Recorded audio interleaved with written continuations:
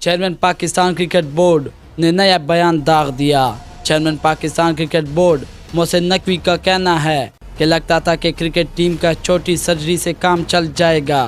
آج کی انتہائی خراب کارکردگی کے بعد یقین ہو گیا ہے کہ ٹیم میں بڑی سرجری کی ضرورت ہے۔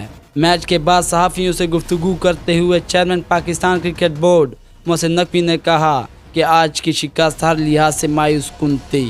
محسن نقوی کا کہنا تھا کہ پاکستان کرکٹ اس وقت اپنی سب سے کم درجہ کی پرفارمنس پر ہے۔ انہوں نے کہا کہ ہمارا سب سے بڑا چیلنج ٹیم کی کارکردگی کو بہتر بنانا ہے۔ قوم جلد بڑی سرجری ہوتی ہوئی دیکھے گی۔ محسن نقوی کا کہنا تھا کہ ہم نے چیمپئن ٹرافی کے لیے ٹیم تیار کرنی ہے اور وقت آ گیا ہے کہ باہر بیٹھے نئے ٹیلنٹ کو بھی موقع دیا جائے۔ چیئرمین پی سی بی نے کہا کہ پاکستان کرکٹ ٹیم کو دنیا کی ایک بہترین ٹیم بنانا ہے۔ اچھی طرح معلوم ہے کہ ٹیم میں کیا چل رہا تھا اور ہارنے کی وجوہات کیا ہے۔ قوم کرکٹ ٹیم سے ایسے مایوس کن کارکردگی کی توقع نہیں رکھتی تھی۔